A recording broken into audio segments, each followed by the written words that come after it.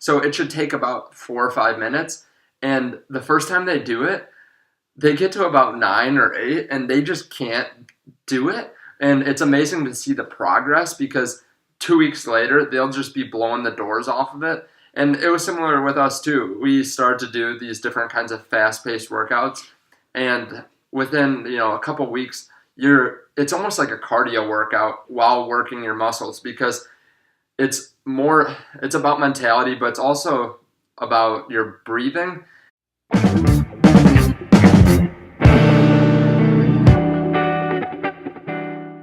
Hello and welcome to the next podcast of Max Out Peak Performance Training. Today we're talking about different types of workouts.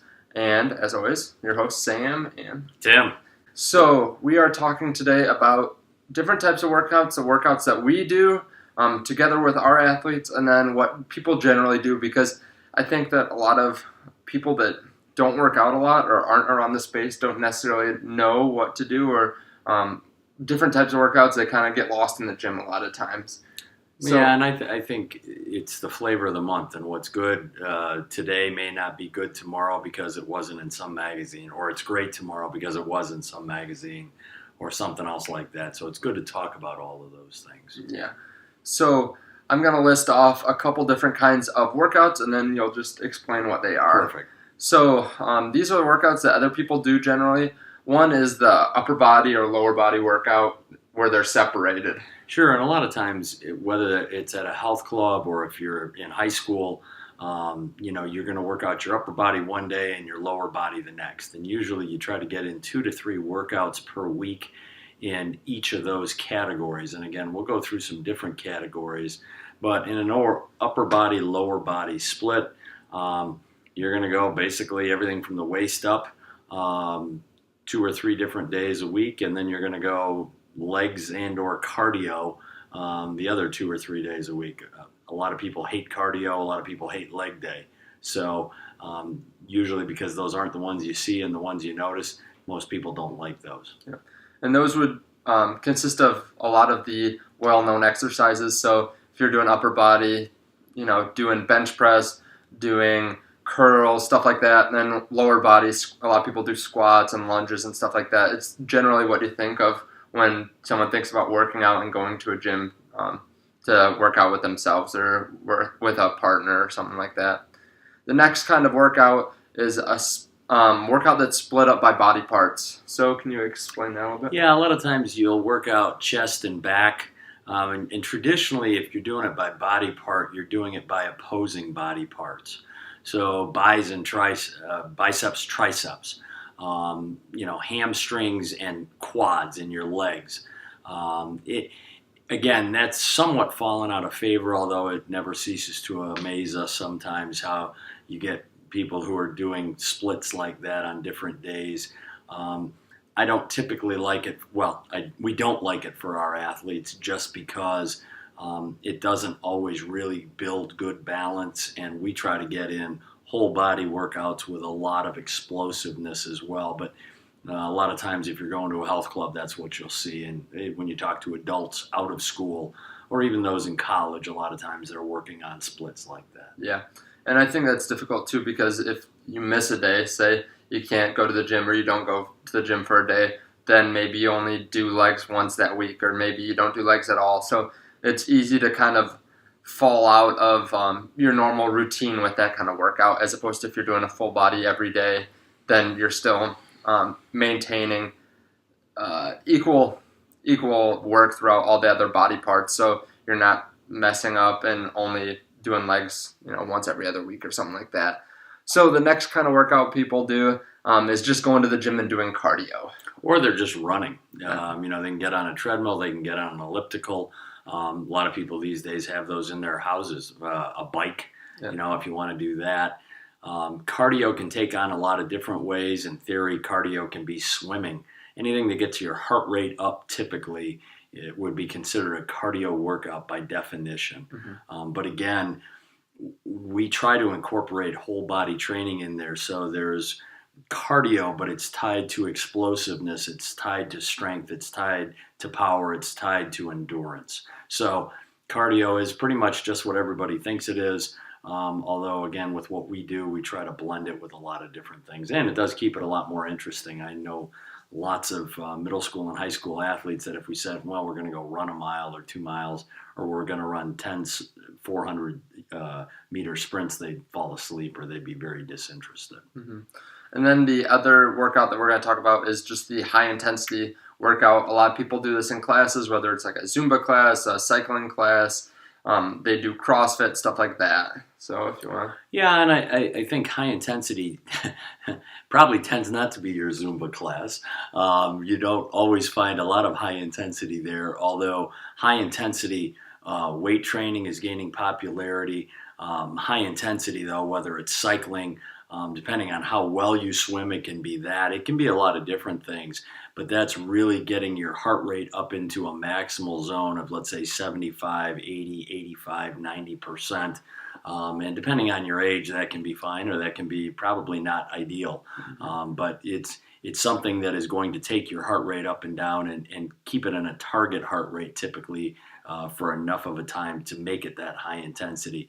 When you get done, you tend to be pretty tired, almost exhausted, and by definition, that's what high intensity does. Yeah. So generally, we don't follow these different kinds of workouts, and there's a reason for that, but we'll talk kind of about the kinds of workouts that we complete and then why we complete them and kind of the goals that our athletes have in mind if we have them do these different kinds of workouts. So the first one is just a pure upper body workout. And typically what we will do there, and it depends also if we have access to a weight room or not at a school, we can do a full upper body workout with basically no equipment at all or very little equipment, let's say a weight plate or a dumbbell, or we can be in a weight room and go through what would be considered to be more traditional exercises, whether that truly is a bench press, and we've got some variations on bench press that we do, pull-ups, we do variations on curls and that sort of thing. Again, typically it would be everything from the waist up, and by definition that does include core as well. And we believe, and we've seen it, whether it's middle school, high school, college athletes, no matter how good an athlete they are, they typically, unless they're working on their core, have very poor core strength. And you can't be a really great athlete without great core strength. Yeah, and that's something that we have throughout all of our workouts. We have core in every single workout just because we feel like it's that important and it's worked that little. And I think going on with that upper body workout, just the structuring of our workouts, we don't sit there and do heavy bench on and off with a partner the whole time. We generally keep our workouts high intensity, unless there's a reason that we're not. But generally, even just the upper body, we go from exercise to exercise. So we might do a light bench for a lot of reps and then go into 4 or 5 different exercises, one after the other, because we want to keep that heart rate up, because a lot of our athletes are already getting those core exercises, I guess, those really slow movement, high weight exercises. So there's no reason for us to do them again. So we're focusing on physical endurance while doing upper body exercises, which is not something that a lot of people do. Generally, people can't do 50 push-ups and then go into another exercise and do that for minutes on end. So that's kind of something that we focus on, because even the strongest athletes tend to not really be able to push themselves upper body for more than a minute or less even. Well, and I think too, depending on the sport you're in, the need for strength and power can be for as little as 3 or 4 seconds. And I've had all-state football players tell me, hey, I can go for 4 seconds and then I rest for 35 seconds. Baseball can be a very slow sport until you need to be going at maximum intensity. And so we get into different ways to train different athletes. What I found over the years and in working with a couple thousand athletes over a decade, it never ceases to amaze me that coaches in just about any sport, on turf or on a court, want their athletes to be explosive. They want them to be able to go a long time. You think of your typical freaky athlete in terms of strength and jumping and a lot of different things, and yet traditionally they also don't train them that way. So they will train him for a bench press and a squat and a power clean, and that's what they think is good, and yet they don't understand why they don't have the quote-unquote freaky athletes who are incredibly fast, incredibly quick, which can be very different things, and can go for long periods of time, whether it's playing both ways in a football game and playing the whole game, or whether that's playing 30 minutes of a 32-minute basketball game, whether it's playing 5 sets of volleyball, whatever it is, you have to train that way in order to be that way. And I don't think a lot of high school coaches demand that. Yeah. And then the next kind of workout that we complete is the full body workout. So if you want to go through that a little bit. Sure. And again, we do full body workouts that include the weight room and include jumping and strength training on a court or on a field, on a hill. We also do strength training where we don't get anywhere near a weight room, and it's all body weight exercises, or it might be a plate or a dumbbell. But we literally are including everything, and that includes balance as well. So we'll be doing strength work on one foot, or the other foot. We'll have it on one foot with your eyes closed. And so it really incorporates every aspect of your body.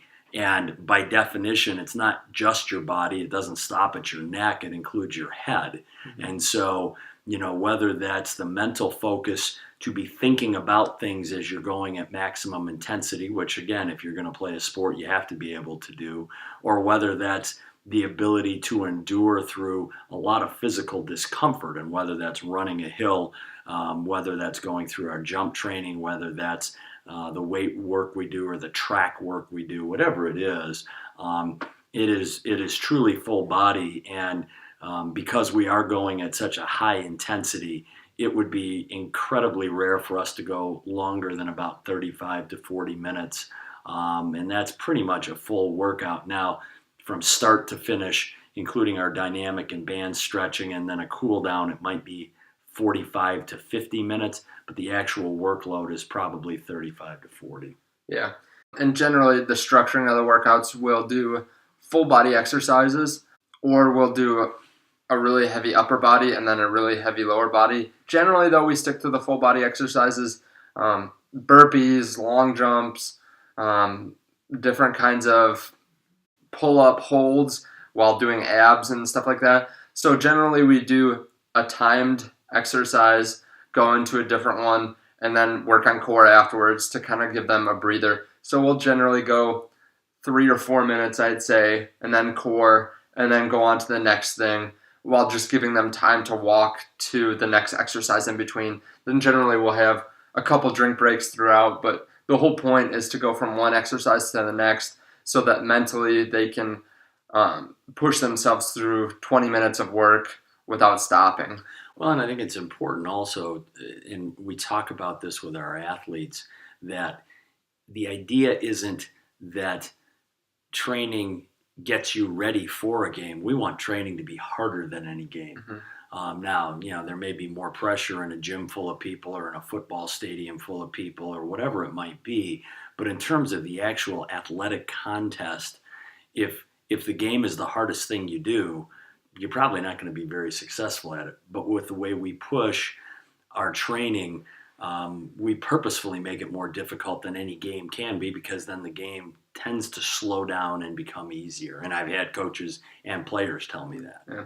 And these full body workouts are great if you can only do them a couple times a week, because you don't have to go to the gym 6 times a week to get them done. So this is what we do with our athletes a lot, just so that we can make sure that we're getting in all the different body parts in the 2 days a week that we can work out with them. Well, and one other thought on that too, and depending on the type of athletic contest it is or the sport we're talking about, it may not be possible really to quote unquote train more than 2 days a week.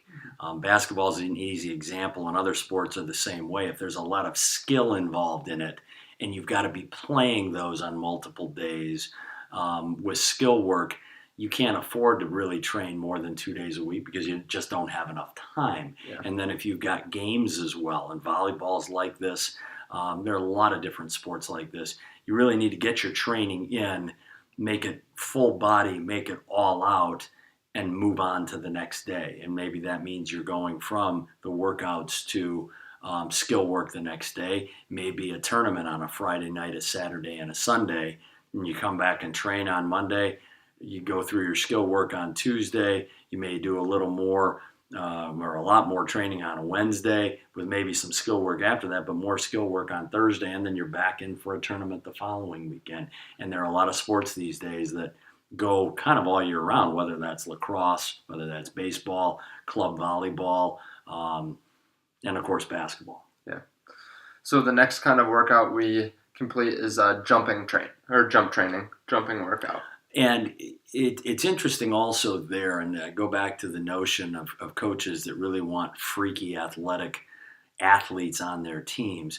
There are a lot of sports which don't per se require jump training, and yet there's a lot of balance work we do, there's a lot of foot speed work we do, quickness, and training that benefits lots and lots of sports. And we've trained every sport on turf and on a court, and there is no sport that we train athletes for that doesn't benefit from, even if it's not pure jump training, but it really is speed and quickness training. And that can be straight sprint, that can be side to side and lateral movement, but it can be getting off the floor, getting off the turf as well. Yeah, and that's one thing that I think surprised us at first, but then made more sense. And something that a lot of people don't necessarily know, I feel like, is that even these football players that are all about speed and strength, they gain a lot of strength and speed from doing jump training. And that wasn't inherently apparent to us at first, but we just had an athlete who joined us, and 2 weeks later he added 25 pounds on his squat, just from the 3 or 4 workouts that we had with him, because we did a lot of explosive work. So even if you can squat 350 pounds and you're just kind of hitting that max where you just are grinding and you're not making huge gains, working in a different fashion that forces your muscles to work differently can often push that barrier up a little bit. And that, I feel like that's a great thing that not a lot of people really focus on. If you're someone that needs to be on the offensive line all the time, that, hey, you can actually get something out of doing jump training and working on your speed and quickness. Absolutely. Yeah, I couldn't agree more. Yeah. So again, that's something that we generally do with our teams for basketball and volleyball, but we will do with other players in other sports also to try to get that extra push on the ceiling for different strength exercises. So the other type of workout we do is a quick no-break workout. Well, and what's really important there, and whether it's our middle school athletes, our high school athletes, or even our college and adult athletes, you don't always have time to be in a group setting. Mm-hmm. You don't always have time to go to the gym. So especially up here in Michigan, when you get snowed in, what do you do when you're stuck at home and you don't have equipment there? We can do body weight workouts, and inside of 10 or 15 minutes, you can be dripping sweat, heart rate going, and it's really intense, but it's a great burn, it's a great workout, and it requires nothing at all. But there are no breaks.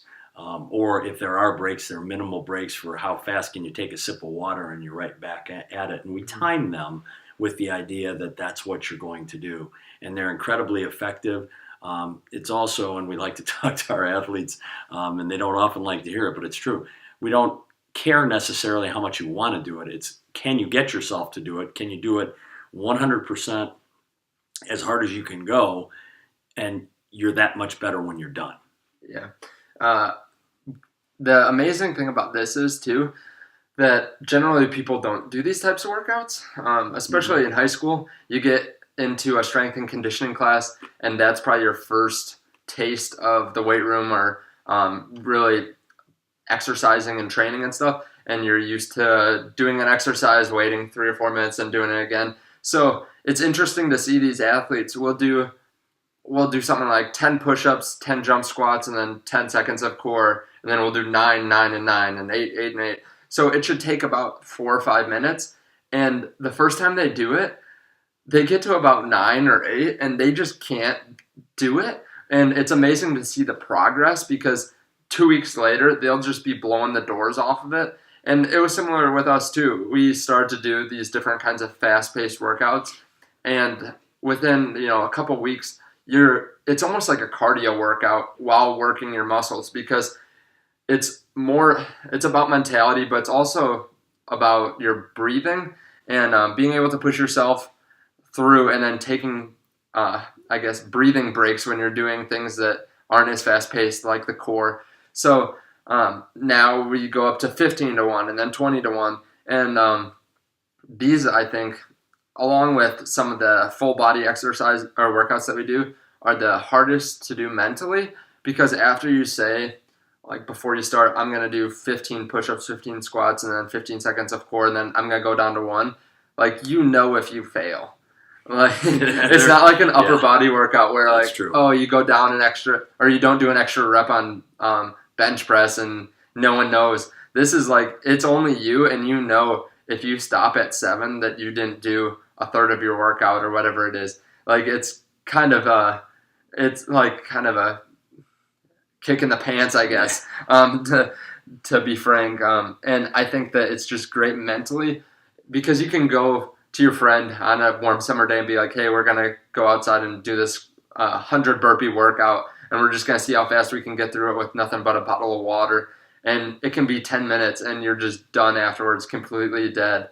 And I think that that's a big mentality part that a lot of people don't get in their average strength and conditioning class. Oh, I completely agree. And it's really amazing when you talk about your ability to process oxygen. Obviously, if you can't, you're going to fail, and you're going to have to stop. And with our younger athletes as well, and this can be middle school or high school, sometimes that discomfort will get people immediately to stop working out. But to understand the discomfort, understand when you can really get your breathing in order, and how you continue to process and be effective in what you're doing, but at the same time be thinking and being with it enough to actually count and go from one exercise to another. So it's a unique kind of workout. We've started putting them into a lot of our group training and our team training, and it's a small part of that, but it's incredibly effective. Yeah. And we talk with our athletes all the time about how, if you think that we're just trying to become better athletes, how you've got it completely wrong. And this is where it comes into play. You don't remember how much you bench pressed your sophomore year in high school, but you remember the workouts that were just deadly, that you could barely get through, where you were done and you were just like dry heaving on the side. Not that we always push people to be dry heaving, but those are the type of things you remember growing up, and those are the things that stick with you, that stick-to-itiveness, that, hey, I remember I could work out for an hour without stopping, even though it sucked, and I got through it. So I can do an extra report at work, or I can study a couple extra minutes, and I can do that, and that's just normal to me. I don't have to procrastinate like everyone around me. So those are the kinds of workouts that I really like, that I think back up to, and those are the type of workouts. We go to the hill and we work out for 45 minutes, and it's awful, and it was fantastic. I mean, we started doing that last summer. We would go down to the hill that's about 110 feet long, and we started to go long distance running on that. So we would go out there for half an hour and see how many times up and down the hill you can go in half an hour, which isn't like it's high intensity, but it's a long time, and it's more mentality than anything else, because we would end up going about a mile up the hill and a mile down the hill in half an hour, which, you might say that's only 4 or 5 miles per hour, but going up and down the hill continuously at a steep angle for half an hour without stopping is pretty amazing.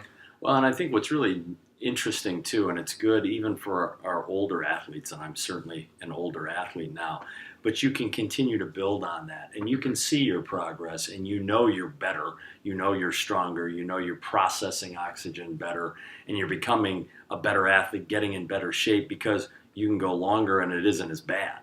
And it's amazing when you think of really good athletes having difficulty with some of those things, but they get better that way. But likewise, whether it's an older athlete, whether it's an athlete rehabbing or anything else, it's just the progressive nature of what we do, and it works. We know it works. Yeah. And I think that's a big part of our training that's different from other people. Generally, I think there are 2 things that we do differently.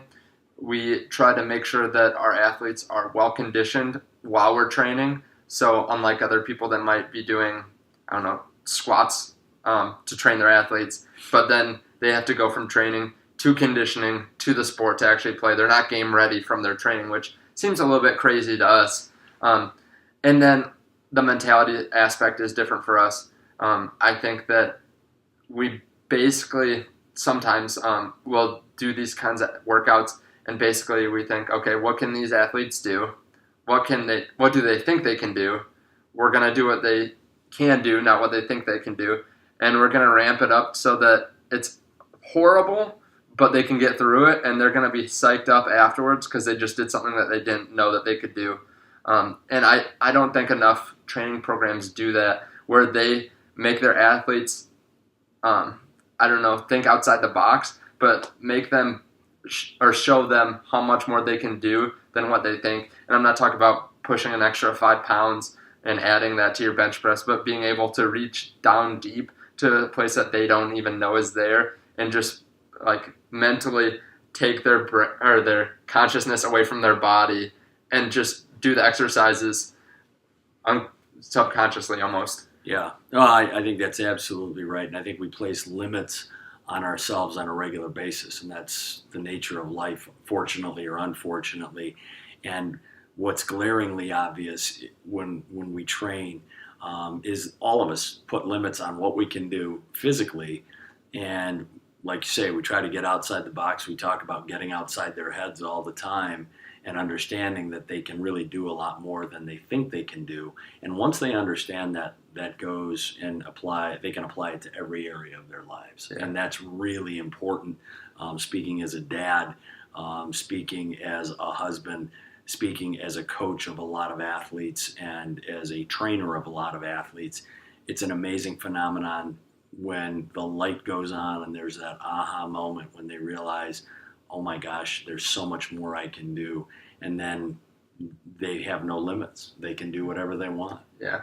And, any trainer that says that their system is best because they have the best exercises isn't telling you the whole truth, or they're just wrong, because every trainer can give you exercises that can get you stronger, faster, quicker. But that's not what we believe trainers should be. They should be the people that give you those, and then they raise you to a different level that you didn't know could be there.